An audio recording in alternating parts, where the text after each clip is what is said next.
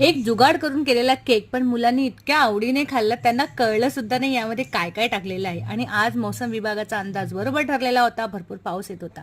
माझ्याकडे हे जे बिस्किट्स होते ते उरलेले होते, नरम पडलेले, त्यामुळे कोणी खात नव्हतं. त्यानंतर थोडीशी साखर टाकली आणि ते सगळे छान ग्राइंड करून घेतले. त्यानंतर हे जे प्रीमिक्स दिसते तुम्हाला ते थोडंसं उरलेलं होतं, 1 वाटी.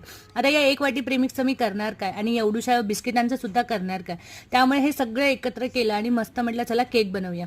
हे बनवायला घेतलं तेव्हा कळलं की यामध्ये थोडंसं कमीच पडते, एवढूसं तरी आपण केक किती बनणार. त्यामुळे मी मस्त 1 मोठी वाटी मी त्यामध्ये गव्हाचं पीठ टाकलं, थोडंसं दूध टाकलं आणि मग त्यामध्ये टाकला इनो आणि मस्तपैकी त्याला छान बॅटर व्यवस्थित करून घेतलं जसं केकला लागतं.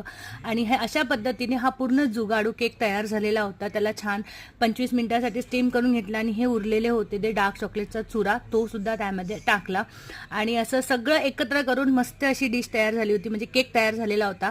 आपल्यासारखा